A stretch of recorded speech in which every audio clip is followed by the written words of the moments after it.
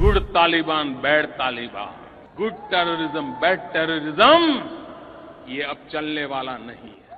हर किसी को तय करना पड़ेगा कि फैसला करो कि आप आतंकवाद के साथ हो कि आप मानवता के साथ हो, निर्णय करो। तालिबान का समर्थन का मतलब मानवता विरोधी शक्तियों को समर्थन देना, बुद्ध के शांति और मैत्री के संदेश को रोकने की साजिश का हिस्सा है तालिबान का समर्थन। നമ്മുടെ അഫ്ഗാനിസ്ഥാന്റെ വിദേശകാര്യമന്ത്രി അമീർ ഖാൻ മുത്തഖി ഇന്ത്യയിൽ വന്ന വിവരമൊക്കെ എല്ലാവരും അറിഞ്ഞല്ലോ അല്ലേ. പുള്ളി വരിക മാത്രമല്ല, ഒന്ന് രണ്ട് വലിയ വലിയ വിവാദങ്ങളിലോട്ട് നമ്മുടെ നാടിനെ അല്ലെങ്കിൽ നമ്മുടെ നാട്ടിലെ പല ആളുകളെ എത്തിച്ചിട്ടുണ്ട്. അതിന്റെ ഭാഗമായിട്ടാണ് കഴിഞ്ഞ ദിവസം ഡൽഹിയിൽ നടന്ന ഒരു പ്രസ് മീറ്റിൽ, ഒരു പ്രസ് കോൺഫറൻസിൽ പുള്ളി പെണ്ണുങ്ങളെ അകത്തോട്ട് കയറ്റി, അതായത് ലേഡീസ് ജേർണലിസ്റ്റിനെ അകത്തോട്ട് കയറ്റാൻ പറ്റില്ല എന്ന് പറഞ്ഞു. അത് ഭയങ്കര വിവാദമായി. കുറേ ആളുകൾ അതിനെതിരെ പ്രതികരിച്ചു. ഇന്ത്യയിലെ തന്നെ എല്ലാ ലീഡിങ് ലേഡി ജേർണലിസ്റ്റുകളൊക്കെ അതിനെതിരെ പ്രതികരിച്ചു. പ്രിയങ്ക ഗാന്ധി പ്രതികരിച്ചു, മഹുവ പ്രതികരിച്ചു. ഇങ്ങനെ കുറേ പേര് സംസാരിച്ചുകൊണ്ടിരിക്കുന്നുണ്ട്. അപ്പം ഇതൊക്കെ കണ്ടിട്ട് എന്താ പറയുക, അങ്ങനെയൊന്നും ചെയ്യാൻ പാടില്ല എന്നാണ് നമ്മുടെ നാട്ടിലെ ചില ആളുകൾ പറയുന്നത്. അതിൽ വ്യക്തമായിട്ടുള്ള ചില വ്യക്തത വരുത്തിയിട്ടുണ്ട്. പക്ഷേ ഈ വ്യക്തത വരുത്തിയതിനേക്കാൾ വലിയൊരു സംഭവം നാട്ടിൽ നടക്കുന്നുണ്ട്, അല്ലെങ്കിൽ അതിനേക്കാൾ വലിയ വലിയ കാര്യങ്ങൾ ഇവിടെ ഉണ്ട് എന്ന് ചിന്തിക്കാണ്ടായിരിക്കും ഈ വ്യക്തത വരുത്തിയ നമ്മുടെ രാഷ്ട്രീയ നിരീക്ഷകന്റെ കുറച്ച് വാക്കുകൾ നമുക്ക് കേട്ടിട്ട് വരാം. അഫ്ഗാനിസ്ഥാന്റെ വിദേശകാര്യമന്ത്രി ആമിർ ഖാൻ മുത്താഖി ഒരു പത്രസമ്മേളനം നടത്തി, നമ്മുടെ രാജ്യത്ത് ഡൽഹിയിൽ വെച്ച് തന്നെ. ഈ പത്രസമ്മേളനത്തിൽ സ്ത്രീകളായിട്ടുള്ള മാധ്യമപ്രവർത്തകരെ പ്രവേശിപ്പിച്ചില്ല. ഇതേ തുടർന്ന് വലിയ പ്രതിഷേധമാണ് നടക്കുന്നത്. ആ പ്രതിഷേധം തുടങ്ങി വെച്ചത് മാധ്യമപ്രവർത്തകരാണെങ്കിലും പിന്നീട് അത് നമ്മുടെ പല ദേശീയ രാഷ്ട്രീയ നേതാക്കളും ഏറ്റെടുത്തിട്ടുണ്ട്. അതിൽ പ്രധാനമായിട്ടും കോൺഗ്രസിന്റെ നേതാവ് പ്രിയങ്ക ഗാന്ധിയുണ്ട്. ഒപ്പം തൃണമൂൽ കോൺഗ്രസിന്റെ മഹുവ മൊയ്ത്രയെ പോലെയുള്ള മറ്റ് നേതാക്കന്മാരും ഒക്കെ തന്നെ ഇത് ഏറ്റെടുക്കുന്നുണ്ട്. എന്നിട്ട് ഇവരെല്ലാവരും തന്നെ പറയുന്നത്, നോക്കൂ, ഇന്ത്യയുടെ മണ്ണിൽ സ്ത്രീകളായിട്ടുള്ള മാധ്യമപ്രവർത്തകരെ മാറ്റി നിർത്തിക്കൊണ്ട് ഒരു പത്രസമ്മേളനം നടത്തുന്നതിന് നമ്മുടെ രാജ്യം അനുവദിച്ചിരിക്കുന്നു എന്നാണ്. അതുകൊണ്ട് തന്നെ ഈ വിഷയത്തിൽ നമ്മുടെ ഗവൺമെന്റ്, പ്രത്യേകിച്ച് വിദേശകാര്യ മന്ത്രാലയം, മന്ത്രി ജയശങ്കർ ഒക്കെ വിശദീകരണം നൽകണം എന്നാണ് പറയുന്നത്. ഇവിടെ നമ്മൾ പ്രധാനമായിട്ട് ആലോചിക്കേണ്ടുന്ന കാര്യം, ഈ പത്രസമ്മേളനം ഒരു ജോയിന്റ് പ്രസ് മീറ്റ് അല്ല, മറിച്ച് അഫ്ഗാനിസ്ഥാൻ വിദേശകാര്യ മന്ത്രിയുടെ പത്രസമ്മേളനമാണ്. രണ്ട്, അത് നടത്തുന്നത് ന്യൂഡൽഹിയിലെ അഫ്ഗാനിസ്ഥാൻ എംബസിയിലാണ്. നമുക്കറിയാം 1962 രാജ്യങ്ങളെല്ലാം അങ്ങോട്ടും ഇങ്ങോട്ടും ഏത് തരത്തിലാണ് ഡിപ്ലോമാറ്റിക് മിഷനുകൾ സ്ഥാപിക്കേണ്ടത്, എംബസികളും കോൺസുലേറ്റുകളും ഒക്കെ തന്നെ പ്രവർത്തിക്കുമ്പോൾ അവർക്കുള്ള പ്രവർത്തന അനുമതി, അതിന്റെ സ്വാതന്ത്ര്യം, എവിടെയൊക്കെയാണ് ഈ എംബസി ഏത് രാജ്യത്തിൻ്റെതാണോ അവരുടെ അധികാരങ്ങളും നിയമങ്ങളും ഒക്കെ തന്നെ നിലനിൽക്കുക തുടങ്ങിയ കാര്യങ്ങളെക്കുറിച്ചെല്ലാം തന്നെ ധാരണയായിട്ടുണ്ട്. അതിന്റെ അടിസ്ഥാനത്തിൽ നമ്മുടെ രാജ്യം ഒരു നിയമം പാസ്സാക്കിയിട്ടുമുണ്ട്. ഈ നിയമത്തിൽ പറയുന്നത് പ്രകാരം ഈ എംബസി നിലനിൽക്കുന്ന സ്ഥലമെല്ലാം തന്നെ ഇന്ത്യയുടെ പൂർണ്ണമായിട്ടുള്ള പരമാധികാരം അഥവാ സോവറിനിറ്റിയിൽ ഉൾപ്പെടുന്നുണ്ട് എങ്കിലും അവിടെയൊക്കെ ഇന്ത്യക്കോ ഇന്ത്യയുടെ അധികൃതർക്കോ ലോ എൻഫോഴ്സ്മെന്റ് ഏജൻസികൾക്കോ ഇടപെടുന്നതിന് കാര്യമായിട്ടുള്ള പരിമിതികളുണ്ട്. ഒരു രാജ്യത്ത് നിലനിൽക്കുന്ന ഒരു എംബസിയിലേക്ക് ഇൻവയലബിലിറ്റി അഥവാ അവിടേക്ക് അനധികൃതമായിട്ട് കയറി ചെല്ലുക, അവിടെയുള്ള നടപടിക്രമങ്ങളിൽ ഇടപെടുക എന്നൊരു കാര്യം അതാത് രാജ്യത്തിന് ചെയ്യാൻ കഴിയില്ല എന്നതുകൊണ്ട് തന്നെ ആ എംബസി നിലനിൽക്കുന്ന സ്ഥലത്ത് ഈ ആതിഥേയ രാജ്യത്തിന് ഒരു നോ ജൂറിസ്ഡിക്ഷൻ സോണാണ്. നമ്മുടെ നിയമങ്ങളൊന്നും തന്നെ അവിടെ ബാധകമല്ല എന്നുള്ളതാണ് അതിന്റെ നിയമപരമായിട്ടുള്ള വസ്തുത. എന്ന് വെച്ചാൽ അഫ്ഗാനിസ്ഥാന്റെ എംബസിയിൽ അഫ്ഗാനിസ്ഥാന്റെ താല്പര്യത്തിനനുസരിച്ച് അവരുടെ വിദേശകാര്യമന്ത്രി ഒരു പത്രസമ്മേളനം നടത്തുമ്പോൾ അതിൽ ആരൊക്കെ പങ്കെടുക്കണം, ആരൊക്കെ പങ്കെടുക്കേണ്ട, ഏതെങ്കിലും തരത്തിലുള്ള ജെൻഡർ ഡിസ്ക്രിമിനേഷൻ അവിടെ വേണോ വേണ്ടയോ, ഈ കാര്യങ്ങളിലൊക്കെ തന്നെ ഇന്ത്യൻ ഗവൺമെന്റിന് ഒരു തരത്തിലും ഇടപെടാനായിട്ട് സാധിക്കില്ല. അവിടെ ഒരു ക്രൈം നടന്നാൽ പോലും അതിന് ആ രാജ്യത്തിന്റെ പെർമിഷൻ ഉണ്ടെങ്കിൽ മാത്രമേ നമുക്ക് ഇടപെടാനായിട്ട് സാധിക്കുകയുള്ളൂ. ഈ ഒരു കോൺഫിഡൻസ് ഉണ്ടല്ലോ, അതാണ് അണ്ണന്റെ വിജയം. അണ്ണൻ ഇങ്ങനെ സംഘികൾ എത്ര കോൺഫിഡൻസോട് കൂടി പറ്റിക്കുമ്പോണ്ടല്ലോ, ഇത് കേൾക്കണ ഞാൻ വരെ വിചാരിച്ചു ഇത് സത്യമാണല്ലോ എന്ന്. സത്യത്തിൽ അണ്ണൻ പറഞ്ഞ കാര്യങ്ങളൊക്കെ സത്യമായിട്ട് അണ്ണ.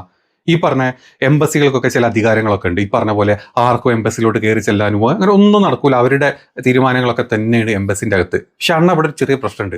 എന്താ പറയുക, അഫ്ഗാനിസ്ഥാനിലെ ഡൽഹിയിൽ എംബസി ഇല്ല അണ്ണ. എംബസിയുടെ ഒരു പഴയ ബിൽഡിംഗ് ഉണ്ട് അവിടെ. ആ ബിൽഡിങ്ങിൽ വെച്ചിട്ടാണ് എംബസിയുടെ ഈ പരിപാടികളൊക്കെ, അല്ലെങ്കിൽ ഈ പറഞ്ഞ പത്രസമ്മേളനം. നമ്മുടെ പ്രധാനമന്ത്രി മറന്നുപോയൊരു സംഭവം ഉണ്ടല്ലോ, ആ ഒരു സംഭവം വേറൊരു രാജ്യത്ത് വന്നിട്ട് അഫ്ഗാനിസ്ഥാന്റെ എന്താ പറയുക മിനിസ്റ്റർ ചെയ്തത്. അപ്പം അവിടെ ഇപ്പം ഈ അണ്ണൻ ഈ തള്ളി വിട്ട ആ പറഞ്ഞ അധികാരങ്ങളൊന്നും ഇപ്പം അവിടുത്തെ എംബസിക്ക് ഇല്ല. അത് 2023 ഡിസംബറോടുകൂടി നമ്മളെ ഇന്ത്യ ഗവൺമെന്റും അഫ്ഗാനിസ്ഥാന്റെ ഗവൺമെന്റ് അത് സീസ്ഡ് ആക്കി പോയിട്ടുണ്ട്. കാരണം എന്താണെന്ന് പറയുക, ഈ 2021 കഴിഞ്ഞ് അഫ്ഗാനിസ്ഥാനിൽ ഈ പറഞ്ഞ താലിബാന്റെ ഭരണം വന്നപ്പോൾ നമ്മുടെ ഇന്ത്യ തന്നെ അതിനെ സപ്പോർട്ട് ചെയ്തിട്ടില്ല. നമ്മൾ താലിബാന്റെ ഭരണത്തിന് എതിരായിരുന്നു അന്ന്. അതുകൊണ്ട് അന്ന് ഉണ്ടാക്കിയ എംബസിയും അന്നത്തെ പല സംഭവങ്ങളും ഇങ്ങനെ തുടർന്ന് പോയ സമയത്ത് നമ്മൾ അത് 2023 അത് സ്റ്റോപ്പ് ചെയ്യിച്ചു. പക്ഷെ അവരുടെ 2 കോൺസുലേറ്റ്സ് ഉണ്ട്, ഒന്ന് മുംബൈയിലും ഒന്ന് ഹൈദരാബാദിലും. അതായത് പ്രത്യേകിച്ച് ഒരു ഡിപ്ലോമസി എന്താ പറയുക പോളിസീസും കാര്യങ്ങളൊന്നും പുതിയ താലിബാൻ ഗവൺമെന്റുമായിട്ട് ഇന്ത്യക്ക് ഇല്ലാത്തത് കൊണ്ട് നമ്മൾ കറന്റ് അന്ന് കുറച്ച് വിസയും കാര്യങ്ങളും കുറച്ച് പൗരന്മാർ ഇവിടെ അവിടെയൊക്കെ ഉള്ളത് കൊണ്ട് ഒരു കോൺസുലേറ്റ് മാത്രം മുംബൈയിലും ഹൈദരാബാദിലും നമ്മൾ തുറന്നു വെച്ചിട്ട് നമ്മൾ ഈ അണ്ണൻ ഈ പറഞ്ഞ ആ എംബസി നമ്മൾ അന്ന് സീസ് ചെയ്തു പോയി, നമ്മൾ അത് ക്ലോസ് ചെയ്ത് പോയിട്ടുണ്ട്. പക്ഷെ ബിൽഡിംഗ് അവിടെ തന്നെ ഉണ്ട്. ഇന്നലെ അവിടെ വെച്ചിട്ട് ഒരു പ്രസ് മീറ്റ് നടത്തിയെന്നേ ഉള്ളൂ. അവിടെ നമ്മുടെ അഫ്ഗാനിസ്ഥാന്റെ ഈ പറഞ്ഞ അമീർ ഖാന് പ്രത്യേകിച്ച് റോളൊന്നും ഉണ്ടായിരുന്നില്ല. പക്ഷെ പുതിയൊരു രാജ്യത്തോട്ട് അവർ ആദ്യമായിട്ട് ഇങ്ങോട്ട് വന്ന സമയത്ത്, അവർ ആദ്യം ഇവിടെ വന്ന സമയത്ത് തന്നെ പറഞ്ഞൊരു കാര്യം ഉണ്ടായിരുന്നു. ആ എന്തായിരുന്നു അണ്ണന് ഓർമ്മ ഉണ്ടത്? ഇവർ വന്ന് കഴിഞ്ഞ 2 ദിവസം മുമ്പ് അവർ പറഞ്ഞത് ഈ എംബസി വീണ്ടും റീഓപ്പൺ ചെയ്യണം, അവരുടെ പുതിയ ഡയറക്ടർ ജനറൽസിനെ അവിടെ അവർ അപ്പോയിന്റ് ചെയ്യാൻ പോവാണ്. അണ്ണൻ ഈ പറഞ്ഞ പോലത്തെ റൈറ്റ്സും കാര്യങ്ങളൊക്കെ പുതിയ പോളിസി, പുതിയ ഗവൺമെന്റുമായിട്ട് പോളിസി ഉണ്ടാക്കി അവർക്ക് അവിടെ കൊടുക്കണം എന്നാണ് പറഞ്ഞത്. ഇതേ സമയത്ത് 2021 നമ്മൾ കാബൂളിലെ അഫ്ഗാനിസ്ഥാനിലെ ഇന്ത്യൻ എംബസി നമ്മൾ ക്ലോസ് ചെയ്തിട്ടുണ്ട്. അപ്പോൾ പുതിയ ഗവൺമെന്റുമായിട്ട് പുതിയ പോളിസീസും പുതിയ ഈ പറഞ്ഞ എംബസിയൊക്കെ നമ്മൾ റീഓപ്പൺ ചെയ്യാം എന്നുള്ളൊരു ധാരണയിൽ എത്തിയിട്ടുള്ളൂ. അതുകൊണ്ട് അണ്ണൻ തള്ളുമ്പം ഒരു ഇച്ചിരി പതുക്കെ തള്ളുക. ശാഖയിലെ തള്ളു കാരണം ഒരു പാവം പയ്യൻ കഴിഞ്ഞ ദിവസം തൂങ്ങി മരിച്ച അണ്ണൻ അറിഞ്ഞിട്ടുണ്ടാവുമല്ലോ. അപ്പോൾ അങ്ങനത്തെ തള്ളൊന്നും ഇവിടെ ഒന്ന് തള്ളാണ്ടിരിക്കട്ടോ. അണ്ണൻ ഇവിടെയും കൊണ്ട് നിർത്തുന്നില്ല. അണ്ണൻ പിന്നെ പ്രിയങ്ക ഗാന്ധിനെയും ഇവരെയൊക്കെ കണ്ടിട്ട് ഊക്കാൻ വേണ്ടിയിട്ടുള്ള അണ്ണൻ്റെ ഒരു ത്വരയും കൂടെ നമുക്ക് ഈ വീഡിയോയിൽ കാണാം. അതോടെ കണ്ടിട്ട് വരും നമ്മളൊന്ന്. ഇങ്ങനെയാണ് കാര്യങ്ങളെന്നിരിക്കെ ഇതിനെക്കുറിച്ച് ABCD അറിയാത്ത, ഇക്കാര്യങ്ങളിൽ ഒരു ധാരണയുമില്ലാത്ത കോൺഗ്രസ് നേതാവ് പ്രിയങ്ക ഗാന്ധിയും TMC നേതാവ് മഹുവ മൊയ്ത്രയും ഒക്കെ എന്തൊക്കെ തരത്തിലുള്ള പ്രസ്താവനകളാണ് ഇന്ത്യൻ ഗവൺമെന്റിനോട് പറയുന്നത് എന്ന് ആലോചിച്ച് നോക്കുക. അധികാരമില്ലാത്ത, ഒരു തരത്തിലും അധികാര സ്ഥാനങ്ങളിൽ ഇരുന്നിട്ടില്ലാത്ത ഒരു വ്യക്തിയെ സംബന്ധിച്ചിടത്തോളം ഇങ്ങനെയുള്ള അബദ്ധങ്ങൾ പറയുക എന്നത് സ്വാഭാവികമാണ്. പക്ഷേ എന്ന് കരുതി അതൊക്കെ പരസ്യമായിട്ട് ട്വിറ്റർ ഹാൻഡിലുകളിൽ കൂടിയൊക്കെ വിളിച്ചു പറയുക, പ്രധാനമന്ത്രി തന്നെ മറുപടി പറയുക എന്നൊക്കെ പറഞ്ഞു കഴിഞ്ഞാൽ അത് അപഹാസ്യമാണ് എന്ന് മാത്രമേ പറയാനുള്ളൂ. കണ്ടോ എന്തൊരു ത്വരയാണ്. പ്രിയങ്ക ഗാന്ധിക്കും മൗമക്കൊന്നും ABCD അറിയില്ല. അണ്ണനാണെങ്കിലോ താന്ന് കയറ്റപ്പോഴത്തെ കയറും കൊണ്ട് ഓടി അണ്ണൻ്റെ വാലുമ കെട്ടി വലിക്കാനുള്ള പരിപാടിയാണ് കാളൻ്റെ. എൻ്റെ പൊന്നണ്ണ, അണ്ണൻ ABCD അറിയില്ല, എന്താ പറയുക XYZ അറിയാത്ത അണ്ണൻ അതിൽ തള്ളുമ്പോൾ കുറച്ചൊന്ന് ശ്രദ്ധിക്കണം. ഈ പറഞ്ഞ പ്രിയങ്ക ഗാന്ധിയും മഹുവിയും ഒക്കെ ഇന്ത്യയിലെ നമ്മുടെ പാർലമെന്റ് MP-മാരൊക്കെ ആയിട്ട് ഇങ്ങനെ കുറച്ച് കാലങ്ങളൊക്കെ ആയിട്ടുള്ള ആളുകളാണെണ്ണ. പിന്നെ പ്രിയങ്ക ഗാന്ധിയൊക്കെ അണ്ണൻ ഇവിടെ ഉള്ളി ട്രൗസർ ഇട്ടിട്ട് മറ്റേ മുട്ടത്തോടും തലയിൽ വെച്ച് ഓടുന്ന സമയത്തെ സ്വന്തം മുത്തശ്ശിയും അതുപോലെ സ്വന്തം അച്ഛനും ഒക്കെ ഇന്ത്യക്ക് വേണ്ടിയിട്ട് ജീവൻ കൊടുത്ത ഒരു സമയത്ത് അന്ന് മുതലേ കാണുന്നതാണ് പല കാര്യങ്ങളും അണ്ണ. പലതും കണ്ടും കേട്ടും ജനങ്ങളാൽ തെരഞ്ഞെടുക്കപ്പെട്ടിട്ടാണ് അണ്ണ ഇവരൊക്കെ MP ആയത്. അണ്ണന് വെറും രാഷ്ട്രീയ നിരീക്ഷണമെന്നും അതുപോലെ തന്നെ നിഷ്പക്ഷ നിരീക്ഷണം എന്നൊക്കെ പറഞ്ഞിട്ട് പച്ച സംഗീതം മാത്രം പറയുന്ന അണ്ണൻ എന്ത് തള്ള അണ്ണത് ഇങ്ങനെയൊക്കെ ഒരാൾ പറയല്. ഇച്ചിരി പതുക്കെ കയറ്റിക്കഴിഞ്ഞാൽ നമ്മളെ ശാഖയിലെ അണ്ണൻ ഫസ്റ്റ് അടിക്കും. ആ പറഞ്ഞ തള്ളിൻ്റെ കാര്യത്തിൽ എല്ലാ ശാഖയിലെ കൂട്ടത്തിലും അണ്ണനും വരും. ഇനി നമ്മളിതൊന്നും പറയാനല്ല കേട്ടോ വന്നത്. അണ്ണൻ ഇങ്ങനെ തള്ളിക്കൊണ്ടിരുന്നോട്ടെ, അണ്ണന് വലിയ ബോധമൊന്നുമില്ല. അപ്പോൾ നമ്മൾ മറ്റ് ചില കാര്യങ്ങൾ ഈ താലിബാന്റെ വിദേശകാര്യമന്ത്രി ഇവിടെ വന്ന സമയത്ത് നടന്നിട്ടുള്ള മറ്റ് ചില കാര്യങ്ങളുണ്ട്. നമ്മൾ അതിനെപ്പറ്റി സംസാരിക്കാം. നമുക്ക് അണ്ണനെ മാറ്റി നിർത്തേക്ക്. എന്തായാലും താലിബാന്റെ വിസ്മയം ഒക്കെ ഇവിടെ പോയി എന്നറിയില്ല. നമ്മുടെ നാട്ടിലെ സംഘികളൊക്കെ ഇത്രയും കാലം താലിബാനിലോട്ട് നോക്കൂ, അങ്ങോട്ട് നോക്കൂ, അവിടെ പെണ്ണുങ്ങളെ ചെയ്യുന്നത് നോക്കൂ, ഇവിടെ ഇത് ചെയ്യുന്നത് നോക്കൂ എന്നൊക്കെ പറഞ്ഞത് ഏതായാലും തൽക്കാലത്തേക്ക് നമ്മളൊക്കെ ഒന്ന് മാറ്റി വെക്കുന്നുണ്ട്. ഇപ്പം നമ്മൾ താലിബാൻ നമ്മുടെ ബഡ ബൈ ആണ്. പല സ്ഥലത്തും നമ്മുടെ ദോസ്തുക്കളും ഫ്രണ്ടുകളൊക്കെ അങ്ങനെ പിരിഞ്ഞു പോകുമ്പോൾ നമ്മൾ ഇതുപോലത്തെ പല ബൈസിനൊക്കെ നമ്മൾ നമ്മുടെ കൂട്ടത്തിലോട്ട് വെക്കും. അതിൻ്റെ ഇടക്കാണ് ഇങ്ങനത്തെ ചില സംഗീതം മൂത്ത ഭായിമാർ വന്നിട്ട് ഇങ്ങനത്തെ ചില മെസ്സേജുകളൊക്കെ ഉണ്ട്. അഫ്ഗാനിസ്ഥാനോടെ ഇന്ത്യയുടെ കൂടെ കൂടിയതുകൊണ്ട് ഇനി നന്നായിക്കോളും, ഉണർവ് വന്നോളും എന്നൊക്കെ പറഞ്ഞത്. സത്യത്തിൽ ഇന്ത്യക്കാണ് ഇപ്പോൾ ഉണർവ് വന്നതെന്ന് പാവം ഈ പറഞ്ഞ ഒരു സംഖ്യയ്ക്കും അറിയില്ലല്ലോ എന്നാണ് എനിക്ക് കണ്ടിട്ട് ചിരി വരുന്നത്. ഏതായാലും ഇന്ത്യക്ക് ഉണർവ് വന്നുകൊണ്ടാണ് ഇന്ത്യ അങ്ങോട്ട് പോയിട്ട് അവരങ്ങോട്ട് വിളിച്ചുകൊണ്ട് വന്നത്. ഈ പാവസംഖ്യകൾക്ക് അതറിയില്ല. സംഖ്യകളുടെ വിചാരം അവിടെ പട്ടിണിയും പരിവട്ടമായിട്ട് കഷ്ടപ്പെട്ടിട്ട് ഇന്ത്യയുടെ കാല് പിടിച്ചിട്ട് മോദിജി ഞങ്ങളെ രക്ഷിക്കണം, ഞങ്ങളുടെ അഫ്ഗാനിസ്ഥാൻ നിങ്ങൾ ഭരിക്കണം എന്നൊക്കെ പറഞ്ഞിട്ട് അവരിങ്ങോട്ട് വന്നതാണ് ഈ പാവപ്പെട്ട സംഖ്യകളുടെ വിചാരം. സത്യത്തിൽ നമ്മളാണ് അവരെ ഇങ്ങോട്ട് ക്ഷണിച്ചത്. ഈവൻ അവർക്ക് പല ഇന്റർനാഷണൽ പല ഇന്റർനാഷണൽ എന്താ പറയുക ട്രിപ്പുകൾ അല്ലെങ്കിൽ യാത്ര ചെയ്യാനുള്ള ഇതുണ്ട്, ബാനുണ്ട്. അതുപോലെ നമ്മൾ യുഎന്നിൻ്റെ ബാനാട്ടോ.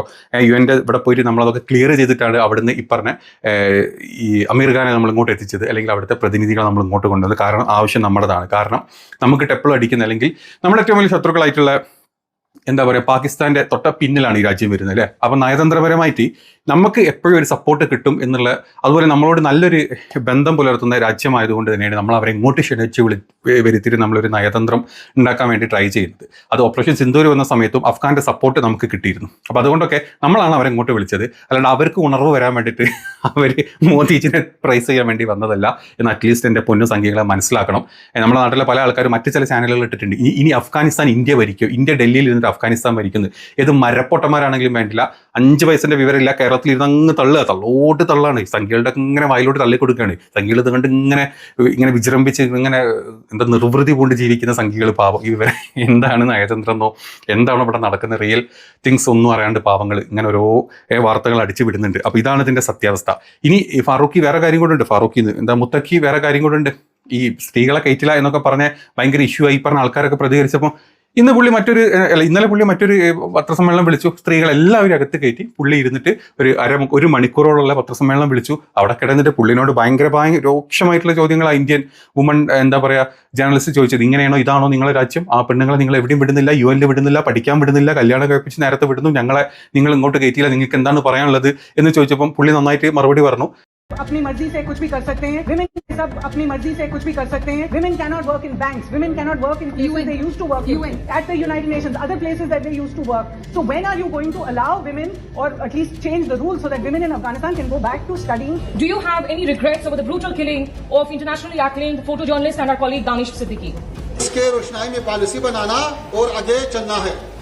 यही बरकत है कि वो अफगानिस्तान की तारीख के सारे दौरों में किसी ने भी कंट्रोल नहीं किया. जब अभी कंट्रोल है, इसका मतलब यह है कि हमारा ये पॉलिसी कामयाब है. झंडा ഞങ്ങളുടെ രാജ്യത്ത് ഇത്രയും കാലം ഒരു സമാധാനമില്ല. കഴിഞ്ഞ 10-20 വർഷങ്ങളായിട്ട് ഭരിച്ചുകൊണ്ടിരുന്നത് ഈ പറഞ്ഞ എന്താ പറയാ US ആയിരുന്നു, അതിന്റെ മുമ്പ് USSR ആയിരുന്നു. അങ്ങനെ ഒരു സ്ഥിരത ഇല്ലാത്ത ഒരു രാജ്യമായിരുന്നു. 2021 കഴിഞ്ഞ് താലിബാൻ അതിന്റെ ഭരണം ഏറ്റെടുക്കുന്നു. അതിനുശേഷം പല റെസ്ട്രിക്ഷൻസും കാര്യങ്ങളൊക്കെ ഞങ്ങൾ വെച്ചിട്ടുണ്ട്. ഞങ്ങളുടെ രാജ്യം ഒന്ന് സമാധാനത്തിലോട്ട് വരികയാണ്. ഞങ്ങൾ ബാക്കിയുള്ള കാര്യങ്ങളൊക്കെ മുന്നോട്ട് പോകുന്നുണ്ട്. സ്ത്രീകൾക്ക് പഠിക്കാനുള്ള സ്കൂളുകളും കോളേജുകളും ഒക്കെ ഓപ്പൺ ആണ്. അവരവിടെ നിന്ന് പഠിച്ച് അവർക്ക് ഏത് രാജ്യത്തോട്ട് പറന്നു പോകാനുള്ള എല്ലാ ഓപ്ഷൻസും ഞങ്ങൾ കൊടുത്തിട്ടുണ്ട്. അപ്പം ഇങ്ങനത്തെ പല കാര്യങ്ങളും ഞങ്ങളുടെ രാജ്യത്ത് നടക്കുന്നുണ്ട് എന്നൊക്കെ പറഞ്ഞിട്ട് ഈ പറഞ്ഞ എല്ലാ അവിടെ കൂടി എല്ലാ മാധ്യമ പ്രവർത്തകരും അണ്ണാക്കിലോട് അടിച്ചു കൊടുത്തിട്ടുണ്ട് കേട്ടോ. ഇന്ന് അങ്ങനെ സംഭവം നടന്നിട്ടുണ്ട്. അപ്പോൾ നമ്മുടെ ശ്രീജിത്ത് അണ്ണൻ പറഞ്ഞ പോലെ അണ്ണ ഇങ്ങനത്തെ പല കാര്യങ്ങളും പിന്നിൽ നടക്കുന്നുണ്ട്. ഈ സംഖ്യകളെ മാത്രം സുഖിപ്പിച്ച് ജീവിക്കാതിരിക്കും പ്ലീസ്. അപ്പോൾ അതൊരു ഭാഗത്ത് നടക്കുന്നുണ്ട്. ഇനി എന്താ പറയുക, ഇതൊക്കെ കാണുമ്പോഴേ ഈ 2-3 ദിവസത്തെ ഈ പുള്ളി ഇങ്ങനെ പല സ്ഥലത്ത് പോകുന്നു, വരുന്നു, കാര്യങ്ങൾ സംസാരിക്കുന്നു, ജയശങ്കർജിയുടെ കെട്ടിപ്പിടിക്കുന്നു, ഉമ്മ കൊടുക്കുന്നു കാണുമ്പോൾ ഞാൻ അങ്ങനെ ചില ആളുകളുടെ ചില വേർഡ്സ്, ചില വാക്യങ്ങൾ ഇങ്ങനെ ആലോചിച്ചു പോയി. കുറച്ച് കാലം മുമ്പത്തെ സംസാരങ്ങളാണെന്ന് കേട്ടു നോക്കി. Good Taliban bad Taliban, good terrorism bad terrorism, ये अब चलने वाला नहीं है. हर किसी को तय करना पड़ेगा कि फैसला करो कि आप आतंकवाद के साथ हो कि आप मानवता के साथ हो. निर्णय करो. എങ്ങനെയുണ്ട്? അതിനി ബാഡ് താലിബാനാണോ, അത് ഗുഡ് താലിബാനാണോ, ബാഡ് ടെററിസ്റ്റ് ആണോ, ഗുഡ് ടെററിസ്റ്റ് ആണോ, ഇതൊന്നും നമുക്ക് വിഷയമല്ല. നമ്മൾ ഇനി താലിബാനെ അടുപ്പിക്കൂല, നമ്മൾ ഇനി അഫ്ഗാനിസ്ഥാൻ അടുപ്പിക്കൂല മക്കളെ, നമ്മൾ അതൊക്കെ വിടുകയാണ് മക്കളെ എന്ന് പറഞ്ഞ നമ്മുടെ മോദിജിയാണ്. അതൊക്കെ അന്ന്. ഇപ്പം നമ്മളൊക്കെ മാറും. ഇപ്പം നമ്മൾ മൊത്തത്തിൽ മുഞ്ചിത്തെറ്റിരിക്കില്ലേ അല്ലേ? നമ്മൾ ചൈനയിൽ പോയി ഒരു കുന്തും കിട്ടിയില്ല. നമ്മൾ അമേരിക്കയിൽ പോയി ഒരുപാടെണ്ണം അടിച്ചിങ്ങോട്ട് കിട്ടി. നമ്മൾ പല സ്ഥലത്തും പോയ സ്ഥലത്തൊക്കെ മുഞ്ചിത്തെറ്റി വന്നുകൊണ്ടിരിക്കുക. ഇനി അറ്റ്ലീസ്റ്റ് നമ്മൾ അടുത്തുള്ള ചില രാജ്യങ്ങളായിട്ടെങ്കിലും ഒരു നല്ല ബന്ധത്തിലോട്ട് മുന്നോട്ട് പോയില്ലെങ്കിൽ പണി 8ൻ്റെത് അണ്ണാക്കിൽ മടക്കി കിട്ടും എന്നുള്ളത് കൊണ്ട് നമ്മൾ ചില താലിബാനാണെങ്കിലും വേണ്ടില്ല, അഫ്ഗാനിസ്ഥാൻ ആണെങ്കിലും വേണ്ടില്ല, നമ്മൾ നമ്മുടെ നയതന്ത്രം ഒന്ന് നന്നാക്കാം എന്ന് കരുതിയതുകൊണ്ട് ഇപ്പം നമ്മളതൊക്കെ ഒന്ന് കണ്ണടച്ച് വിടുന്നുണ്ട് കേട്ടോ. ഇപ്പം നമ്മൾ താലിബാന്റെ ഭീഷ്മയും താലിബാന്റെ ശരിയ നയം ഒന്നും നമുക്ക് വിഷയമേ അല്ല. നമുക്ക് നമ്മുടെ കുറച്ച് നയതന്ത്രം നന്നാക്കിയാലേ പിടിച്ചു നിൽക്കാൻ പറ്റുള്ളൂ. മുഞ്ചിത്തെറ്റി അണ്ണാക്കിലടി കിട്ടും, പിരിവെട്ടും എന്നുള്ള ഉറപ്പുള്ളത് കൊണ്ട് നമ്മുടെ മോദിജി പണ്ട് പറഞ്ഞൊക്കെ തൽക്കാലം നമ്മൾ മാറ്റി നിർത്തി. ഇനി ഇതൊക്കെ കഴിഞ്ഞിട്ട് നമ്മുടെ എന്താ പറയുക, അമീർ ഖാൻ ഇന്നലെ പോയത് എങ്ങോട്ടാന്ന് പറയാം, ഉത്തർപ്രദേശിലോട്ട് യോഗിന്റെ നാട്ടിലോട്ടെ. സഹിക്കും നമ്മുടെ യോഗിജിക്ക് ഇതൊക്കെ സഹിക്കാൻ പറ്റും? യോഗിജി എന്തൊക്കെ പറഞ്ഞിരുന്നത് നിങ്ങൾക്കറിയോ? നിങ്ങൾ കേട്ടിരുന്നോ? അത് കേട്ടു. तालिबान का समर्थन का मतलब मानवता विरोधी शक्तियों को समर्थन देना, बुद्ध के शांति और मैत्री के संदेश को रोकने की साजिश का हिस्सा है तालिबान का समर्थन करना. महिलाओं और बच्चों के विरोधी तालिबान के कृत्यों का समर्थन करने का मतलब महिलाओं और आधी आबादी का अपमान करना, बच्चों का अपमान करना. ഇങ്ങനെ ആഞ്ഞടിച്ച യോഗിജിയുടെ നാട്ടിലോട്ട് താലിബാന്റെ വിദേശകാര്യ മന്ത്രി ഇന്നലെ പോയിക്ക. എന്നിട്ട് യോഗിജി തന്നെ, അല്ലെങ്കിൽ നമ്മുടെ സംസ്ഥാന സർക്കാർ അവിടുത്തെ യോഗിജിന്റെ പോലീസ് ഗാർഡ് ഓഫ് ഓണർ കൊടുക്കാൻ വേണ്ടിയിട്ട് ഈ പറഞ്ഞ മാതിരി കുറ്റം പറഞ്ഞ കേട്ടോ. താലിബാനെ പറ്റി അമ്മാതിരി ചീത്ത പറഞ്ഞിട്ടുള്ള യോഗിജി തന്നെ പോലീസിനെ വിട്ട് അവർക്ക് വേണ്ട എല്ലാ സൗകര്യങ്ങളും ഒരുക്കി കൊടുക്കേണ്ടി വന്ന യോഗിജിയുടെ ഒരു മുഞ്ചലൊന്ന് ആലോചിച്ച് നോക്കി നിങ്ങൾ.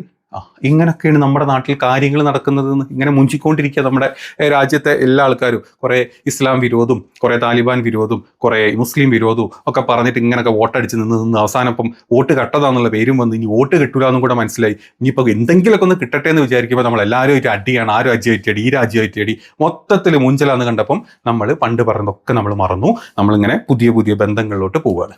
ഇതൊന്നും അറിയാത്ത പാവസംഖ്യകളുടെ വിചാരം എന്താണ്, നമ്മൾ താലിബാനെയും കൂടെ പിടിച്ചെടുത്ത് മോദിജി നാളെ മുതൽ താലിബാൻ ഭരിക്കും, നമ്മൾ പാകിസ്ഥാനെ പഠിച്ചിടും, നമ്മൾ ചൈനയെ തീർക്കും താലിബാൻ ത്രൂ.